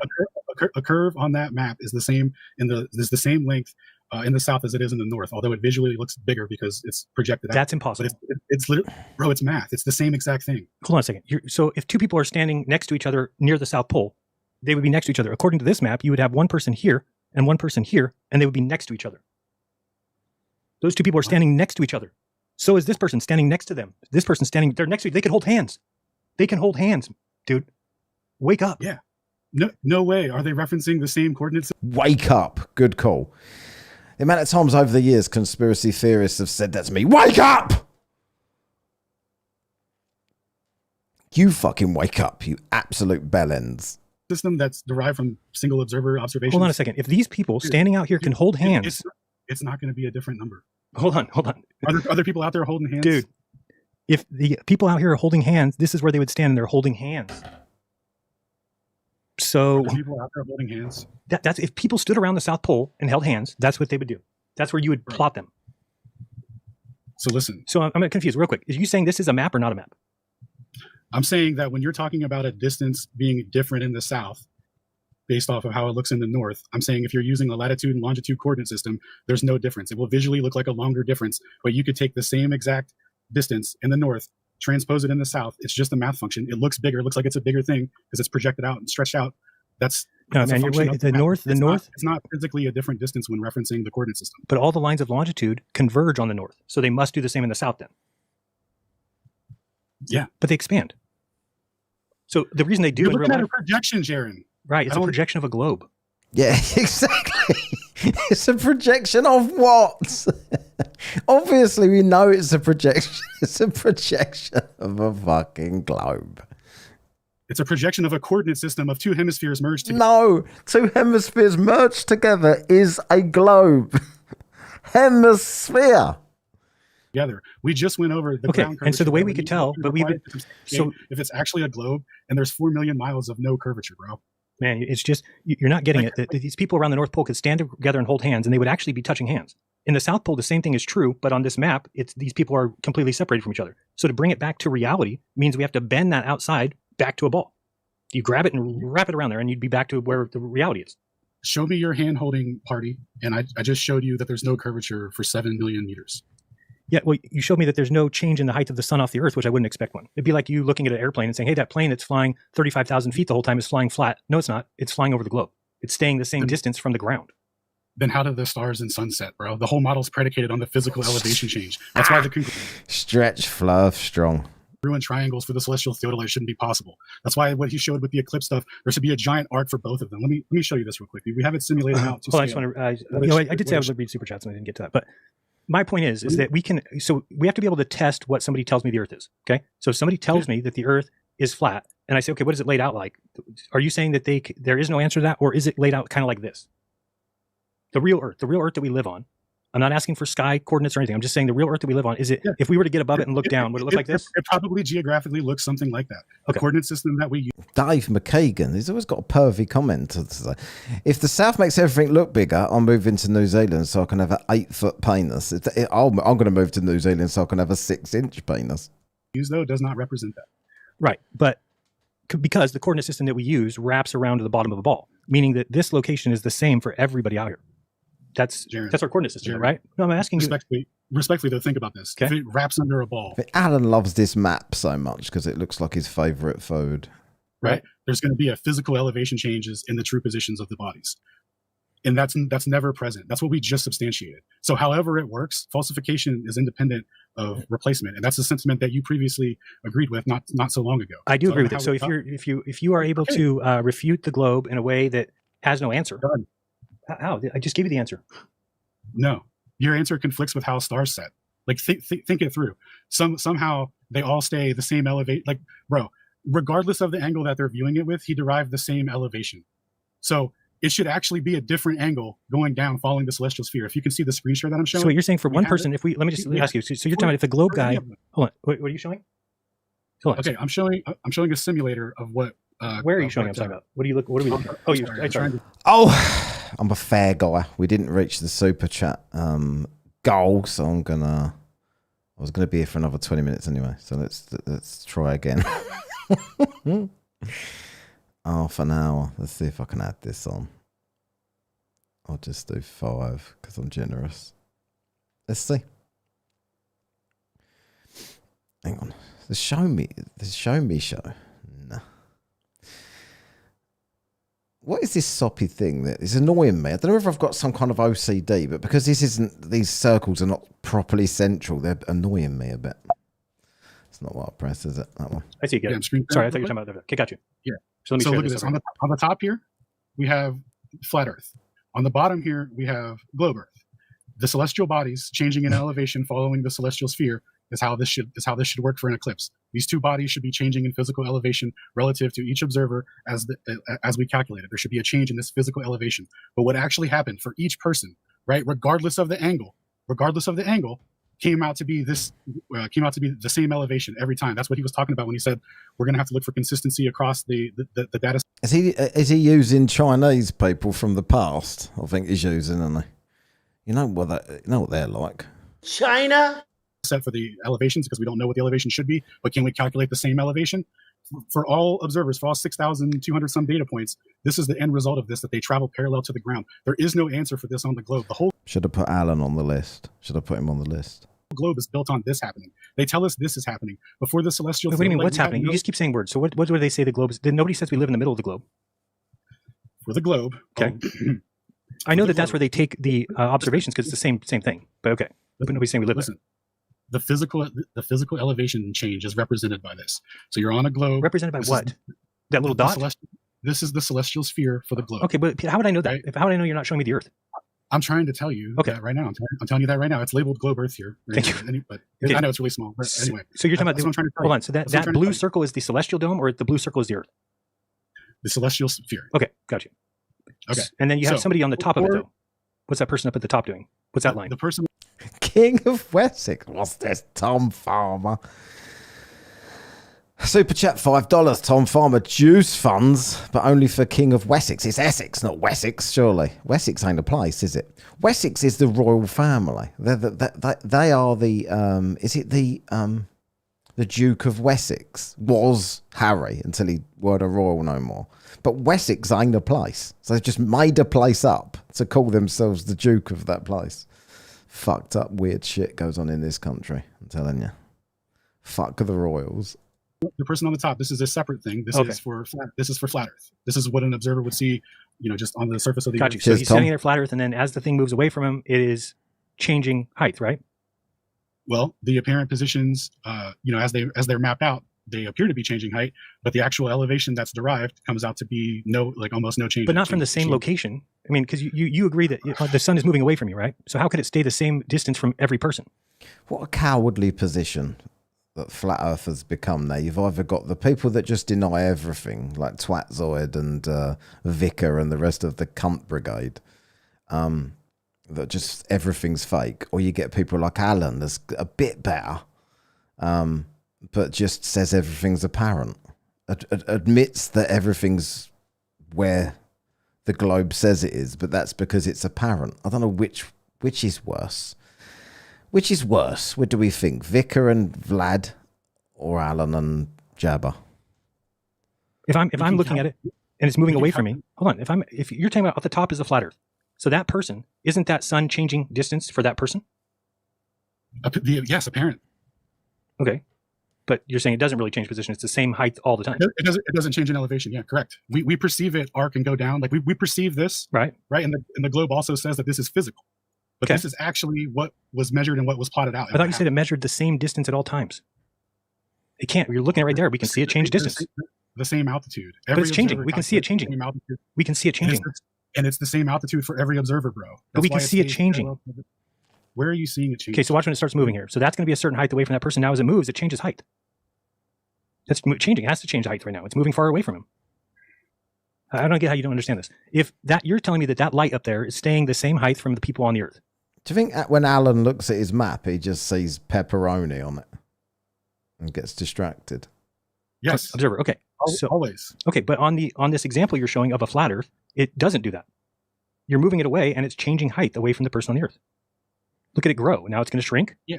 Did you see the scale of the change? It changes by 10,000 meters. There's almost no deviation here. They consistently produce the same height for every observer over the 6,000 data points down to 0.01 of a change. At the same time or at different times? Different times throughout the whole course of the thing. Right. So it's just basically Yeah, unfornicated. Does he though? Does Alan really think it, or is Alan just? I wonder what their audience are, because flat Earth audience, like people, if someone was a flat earther, they used to watch all of the flat earthers, didn't they? They'd be a fan of the flat Earth Dave Dubay, the Globe Busters, and all these other bellends, right? And they'd watch all of them. But now they'd all believe different things. I wonder, what sort of audience, how many views does the Globe Busters get these days? It's quite a big thing back in the day. Don't know. Calculating that for each person on the Earth, the sun and moon are always the same height above them. If you wait until it's above them. Dude. You're not explaining this well. Hang on, Big Fish. Wessex is a place. It's not, though, is it?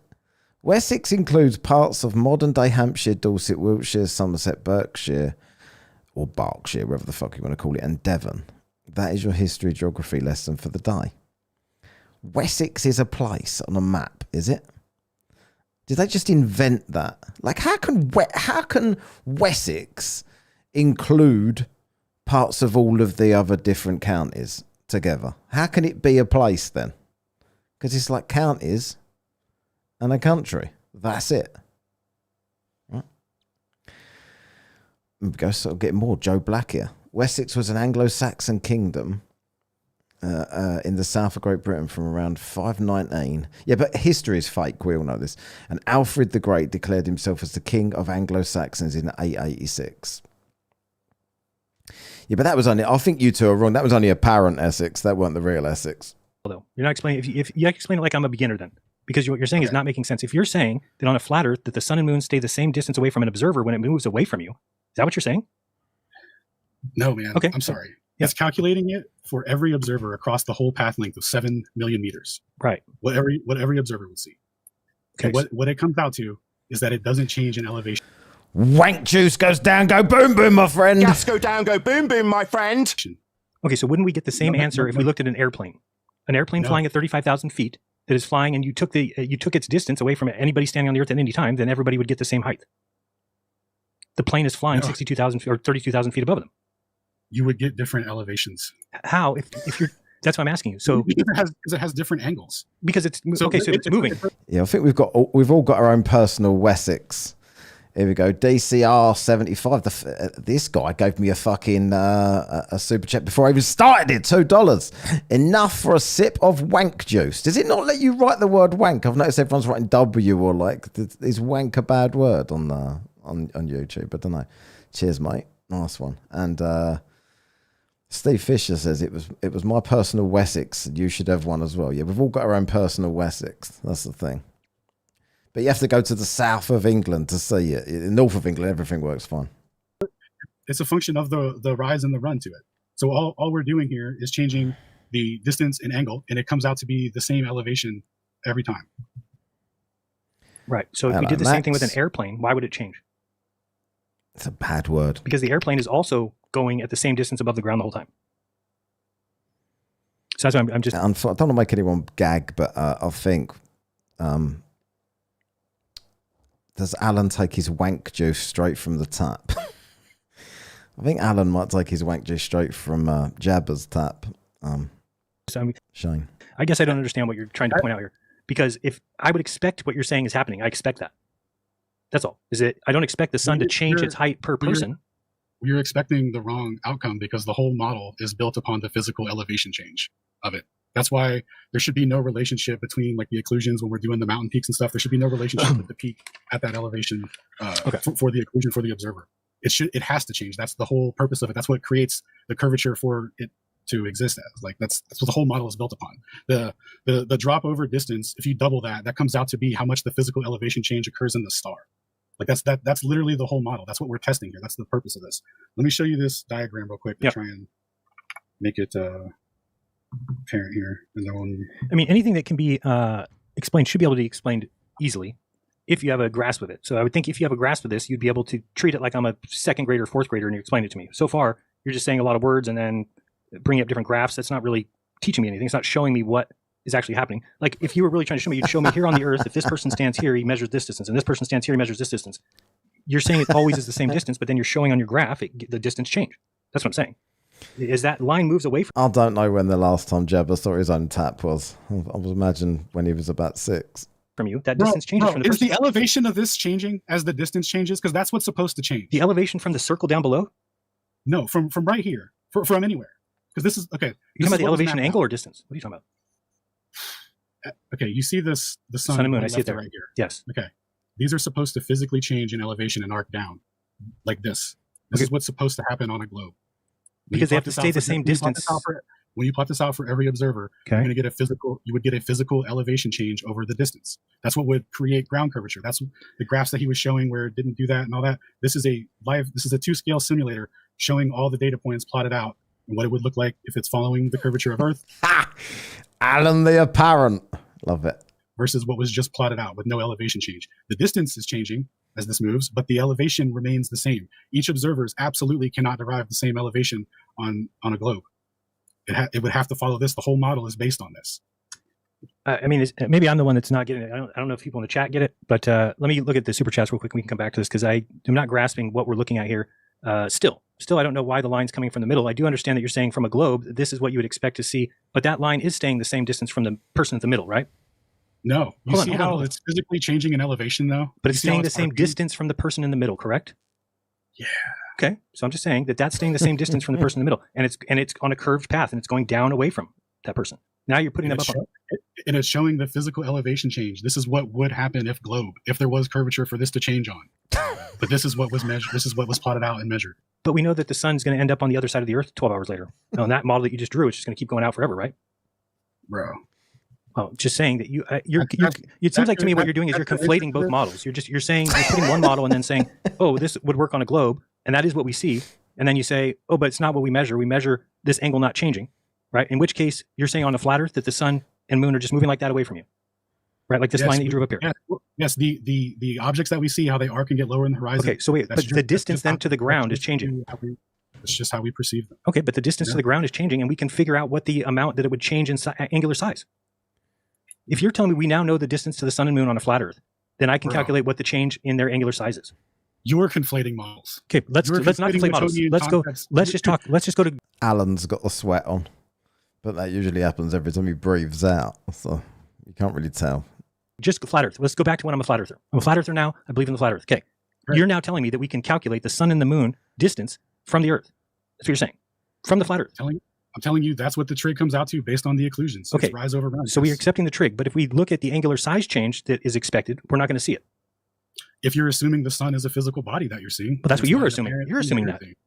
How so? Because you just told me that the distance doesn't change and the altitude doesn't change. So how are we getting altitude and distances to things that aren't physical items? Bro, it's a calculated value based off of occlusions. Right. And so if you calculate the value and it comes out. I think the occlusion doesn't happen. So really, this is what we have to do. We have to believe that the sun and moon are magical. That's what we have to believe. No. Well, they're not. Are they physical or are they magical? Or are they apparent? Or are they pretend? I'm a bit shit at maths myself. That's why I don't pretend I know shit. Flat earthers are worse than me at maths and think they can do maths. Or, sorry, as Americans would call it, math. Why do you skip the S off of the end of it? They're apparent in both models. And the elevation change is apparent too. That's what I'm trying to tell you. Okay. Because, whatever source of light these are, whatever source of light that is, yes. We don't see the true thing. We only see what is in our hemisphere of vision. That's what this whole thing is plotted out against. This is what this is how the whole thing works. And when they say, okay, we have the true position, which is just the zenith measurement of where it was, and then they add 15 degrees per hour to it, they're like, okay, it's following ball curve. As it's getting lower in the horizon, that means it's physically getting lower. They even attribute negative coordinates to it and say now it's below the ball. This can't be below a ball if it's also in reality physically still above us. Okay, then it would never set. I mean, if you impose conditions on it where light propagates infinitely. Infinitely. Alan! You just made the list! Get on the list. Well, I mean, that's okay. Well, so you're saying, yeah, you want to go with light attenuation. It's not infinite light. Okay, I'll give you that. I even think that might be the case anyway. So, but I don't understand how I'm supposed to just give up on the ideas of things changing angular size if we know their distance, right? Like I never could say that as a flat earther. I couldn't say I knew the distance of the sun because it didn't work out from 3 observers. It only worked out from 1 observer. Or 2, I mean. Right, dude. And that's exactly how the whole model was based, bro. It's a 2-party celestial navigation system. Like that's what the part of there was like a royal decree in 1777 where they were giving a financial reward for people that could make the coordinate system work in the way that you just described it for 2 people. Okay. The whole idea of like drawing triangles to the sun for 93 million miles and all this stuff, that is supplemental. If you want to actually like use the globe so-called and like do celestial navigation. The so-called globe, while he's been calling it hemispheres the entire fucking way through. I'm really disappointed that there ain't been no flat earthers in the chat tonight. It's quite fucking annoying. I love it when there's trolls or flat earthers.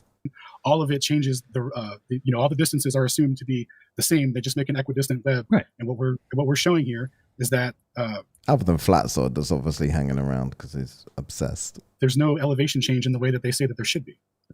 So let's say that this was happening and the stars were out, right? So the stars are moving with it. So you're saying that everything then moves parallel to the ground? The stars don't move either? Because they follow the same paths. No, they follow the same path, but it's apparent. The actual elevation isn't changing lower. That's why they get occluded by mountains at elevations that don't change. Right, and so do the sun and moon, right? Apparently, yeah. They get occluded by mountains. I mean, that's what the sunset would be. Correct. Oh, yeah. Sorry, I thought you were talking about the eclipse data. Yeah. Yes. Okay. So I'm just trying to say. So then you're saying that all the stars never actually go lower. They just are staying the same height above the person on a flat Earth at all times. As they move away, the altitude stays the same. Correct. The actual source of the light is physically staying the same altitude, even though it's being plotted on a coordinate system that says that it should be changing in elevation physically. So then that means that the light of stars is much greater than the sun. Because they're also staying the same height away from me, and that I can see the starlight way after the sun is gone. So that means that the sun is not as powerful as the stars in the flat Earth model. Bro? Okay, Bro. Listen, if you're saying, hold on a second, just imagine that we're looking at the sky and the sun and moon are moving in the sky. The stars move the same speed about. I know it's a degree off or something, right? But they all move the same general speed.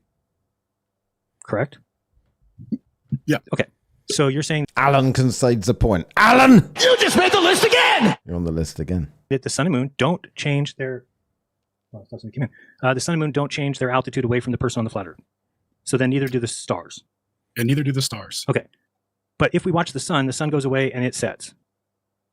The apparent sunsets, absolutely. Oh, Dave, Dave, I was live last night. I think it was last night, and Flat Earth Reconnaissance came in and accused me of trying to get revenge for you and Jeran. He came into my live and he's like, "Are you still trying to get revenge for when I destroyed Jeran and Dave?" And I'm like, these people are proper deluded. So yeah, that's, I think, your maths there for the Flat Earth talk bollocks plus say bro equals facts. Sounds about right. Absolutely. Okay, and then if I'm still looking in the sky, I would still see stars past it. Is Sam considered one of the bright flat earthers? Right, the sun sets, I can see those stars. If so, why so? Yeah. Okay, just making sure that that's what you're saying, is that those stars must have a more powerful light than the sun because the sun goes away. They can never answer this as well, because they say the stars are on the firmament and the sun is in the sky just randomly being held up there by magic. But yet we can still see the stars even when they're on the horizon. But the sun has gone too far away. It's set, apparently, but not the stars. They didn't set. They're still there on the horizon. They can never answer that, and therefore Alan's pretending to not understand the question. It goes out. It diminishes, but the starlight we can see much further than that. Are the stars further than the sun? Let me put that. Maybe that's the problem. No, bro, I have no idea how far they actually are in elevation. But what I'm telling you Right. is that the source that we see, what we're basing this off of, Mhm. comes out, what the globe is, saying is true. We're representing it over a flat Earth, and we're showing that the apparent angle changes are just apparent. They're not physically changing. That's a huge problem because Okay. irrespective of the distance of the stars or the sun, they should change in elevation physically as per what the model dictates. And It's is that the physical right height? The way is that scaled correctly? Yes, this is to scale. Okay, so go to the flat Earth part at the top, and then put like a where an airplane would be above that person. You missed Alan drinking Jabba's wank juice. No, you can fuck off. That's what Oakley told them when they tried to. Hang on. Bouncy balls, mate. Bouncy balls, mate. Oh, by the way, what does anyone think of my Oakley song? I might end with it as well. I started with it, but I might end with it as well. Table manners. You are all scum. Where's Jabba? I'm gonna get the Jabba sound. There he is.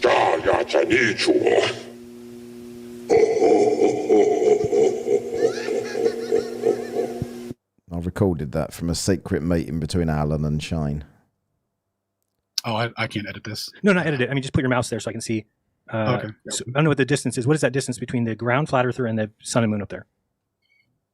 3 times 10 to the 6. What? I don't know that math. I don't know, like 3 million meters. It's just I don't know meters either. Okay. so let's just say 10,000 miles, and then so now I got This was right at the beginning. Maybe I'll end with it as well. But then it says starting soon across the screen. Now it doesn't matter. Just ignore that. the guy at 10,000 miles. Okay. The plane's that close to the sun? Bro, what? I'm asking you to put your fucking mouse cursor where a plane would be above the person on the flat earth. It's not Jeran getting annoyed here. I should fucking think so. difficult what I'm saying. Put your mouse where the plane would be. You just anywhere would be No, where a plane flies about 30,000 feet. But I don't know your scale, so I can't tell you where to put it. You have to tell me. Okay, I got you. My bad. You said to scale. My bad. I thought it was just like anywhere. No, I want you to put it where the plane would I be. got you. I got you. Because if we, so go to 30,000 feet, whatever. 30,000 feet to meters. 9,000. Okay.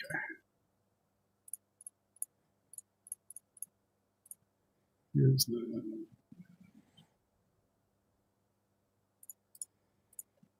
Oh, my bad. Okay. So about 9,000 If Shane's still got Han Solo on the wall. here. All right, here we go. Okay, now zoom out so we can see kind of in reference to where that thing is. So that's 30,000 feet where your mouse is? Yeah, thereabouts. Yep. Okay, and then you're saying that so when we see out the window of a plane and the sun and moon are lower than the airplane, how does that work in this model? That's just apparent, bro. So I'm Oh, asking how it come on. works in this model. You're saying that perspective moves things lower than our eye position? Yes. Sometimes people will see the sun in the clouds. It's just an optical illusion. No, well, the sun is in the The sun in the clouds. Nobody ever sees that. The sun is not in the clouds, ever. Oh, my word. But you do see the sun below you in a plane, apparently. Well, it's not apparent. The apparent sun. It's setting over there. Clouds, because It lights up the bottom of the clouds. it's above your head. Nobody sees No, it. I'm sorry. No, like, have you ever seen the video where they're like on the plane and they like show like almost what looks like the orb of the sun? Like, Yeah, okay, that's not what I'm talking about. I'm talking about you can actually see the like, sun, they're like, look, it's close. That's all just optical illusion stuff. but the sun and moon, we see them go below the plane, the airplane, below the plane. You can actually see. It looks like it is apparently, but it's not. Okay, but how about with like airplanes? We can see the bottom of airplanes lit up by the sun, which you can't Can see. you? Absolutely. Okay. Do you want me to show you? I mean, well, that tells you that the sun is lower than the airplane. The sun is lighting the bottom of the plane. Show me your examples of plane lighting under the thing. But what I'm showing you right now is that there's no physical elevation change. Right. What's it? Is he trying to say he's never seen the pictures of the clouds being lit from below, like with the shadows coming up onto the clouds? So I'm, It's the same shit. but the reason I brought this up is because then that would require that not to be possible to what I'm saying happens. Dude, right? Light being reflected onto an airplane or whatever. Shut up, You have to bitch! show me. Okay. I'm not familiar. Shut up, show me what you're bitch! talking about. And then, but what I'm showing you is that they're never changing in altitude. Now, if you do the same thing on a globe where you're traversing over globe, right? With our, I'm just trying to point out that there's evidence that the sun drops lower than your eye view many times, lower than airplanes, and if you're on a mountain, it drops lower than your eye view. It drops lower if you're on the beach, but that's hard to see because you're right at the water level. But yeah, and that's always apparent. Okay, so what I'm saying is, if Oh fucking hell! I don't think I can take any more. What's the time? it's apparent, I've been never streaming physically for as higher long than as I was going to. you are. I mean, that's what I'm saying. So if you're Didn't hit the super chat. I'm gonna give it another couple of minutes and then I'm gonna close down. I'll end with the Oakley song for those of you that didn't hear it. not physically higher than the sun, then how would sunlight hit the bottom of an airplane? Would it do that? You have to show, you have to Okay, show me get what in, you're get talking in, about get in, specifically. Get in there. 1 second.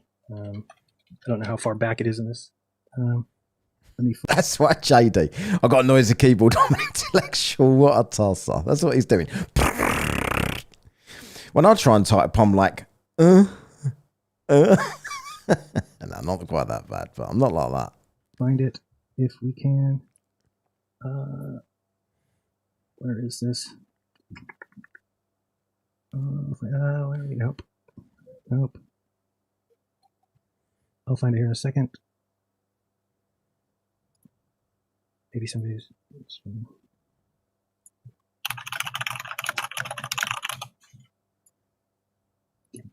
So there we go. Thank you.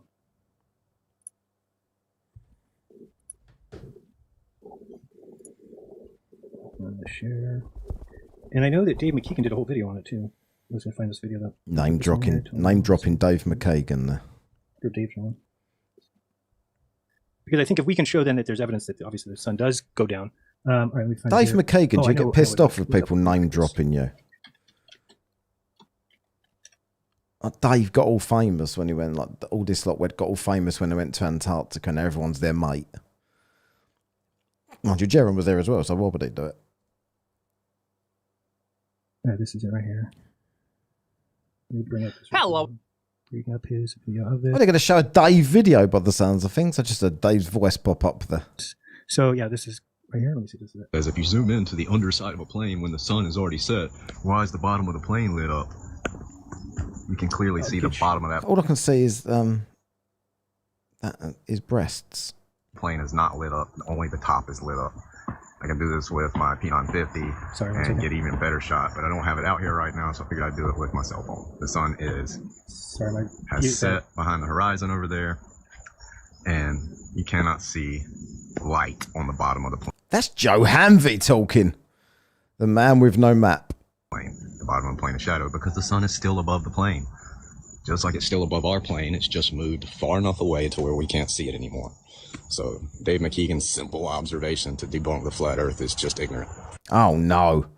Dave has done you there. 90, oh, it was 98 eyes on this, 67. Anyone that hasn't liked the stream yet, please do so before we close down here. That'd be fucking great. I'd appreciate it. Unfortunately for Joe, though, he's actually just perfectly Can't hear the demonstrated audio. my claim. Oh. Now, to be clear, I never claimed that the sun is always visible on the underside of planes. It depends on multiple factors, like whether there are clouds. Dave McKeegan talked some bollocks, didn't he? Earlier on, he said if you go to the southern hemisphere, your cock grows. blocking the line of sight of the light from the sun to the plane, how far beyond the horizon the sun is, and how high the plane is. If it's too early before sunrise or too long after sunset, then the sun might have already seen to be. Can you just listen to this part on YouTube? So I don't know how it's not picking up my sound. Can you send me the sure. the link and I'll play it real quick. Wait, the link to my show or the link to this video? Video. Yes. I'll put it into Telegram. If I can find you. Oh, there you are. Okay, here you go. That's that video. Yeah, just listen to. I'm actually. What time is this at? Is it? It's only 8:14 video, but just listen from 5. Well, it's almost 6 minutes. You can listen from 6 minutes on, 6 to 8. So it's only 2 minutes you're gonna be listening to. And Okay. I'll play it for people here, just so you can hear the explanation here. Be set for the people on the plane. If the plane is at lower altitudes, like the one in Joe's footage, didn't send then the the link sun will set sooner for what? them than it.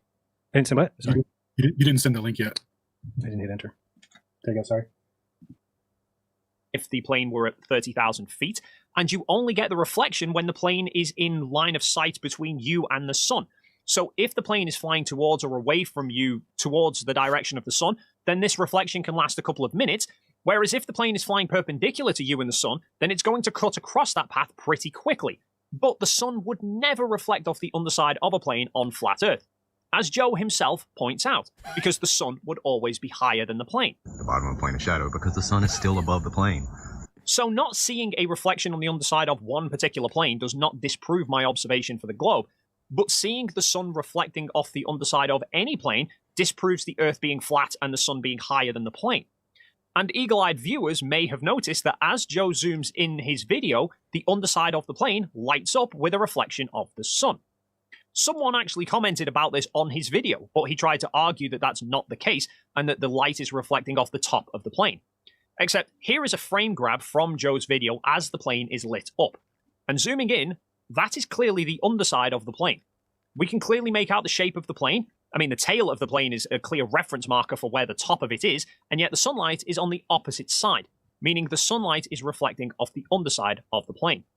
It seems quite ironic that Joe claims that attempts to debunk flat Earth always fail through scrutiny, and yet his attempt to debunk the globe has not only just failed scrutiny, but he's also just debunked flat Earth, because by his own admission, the bottom of the plane must always be in shadow because the sun is higher than the plane.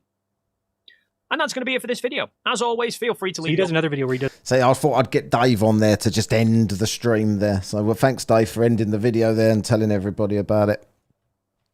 Right, I'm going to play us out with Nathan Oakley tune. Then I've given an extra 10 minutes longer than I was going to go here. So I should hope you all appreciate it.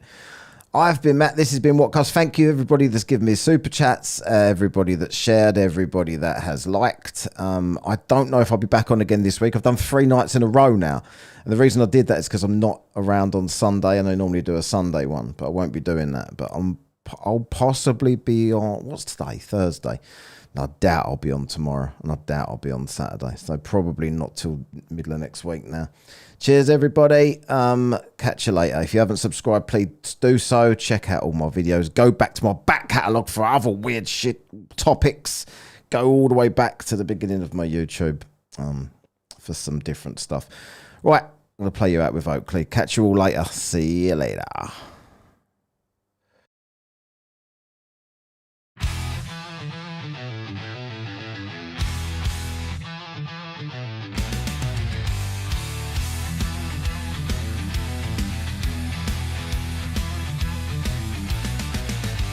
Nathan Oakley on the mic again, loud, shouting at the sky, claiming the world's a shroud.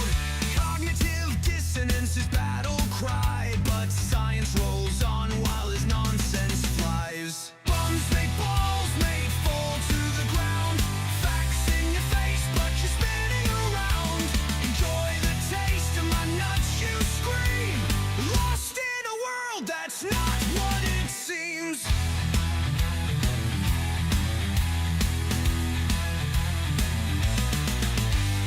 Tinfoil hat sits crooked on your head, chasing phantoms where logic is dead. Ships vanish, but it's all a trick to you. Crackpot theory stuck together with glue. Bombsy balls made fall to the ground. Facts in your face, but you're spinning around. Enjoy the taste of my nuts, you scream. Lost in a world that's not what it seems.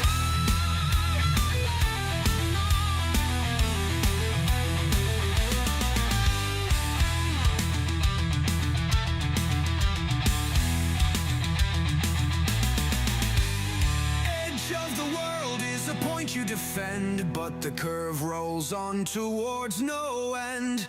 Gravity's a lie is your tired refrain, but it holds you there while you scream in vain. Eyes closed tight as the truth slips by, living on a plate beneath a darkened sky. Look down, mate.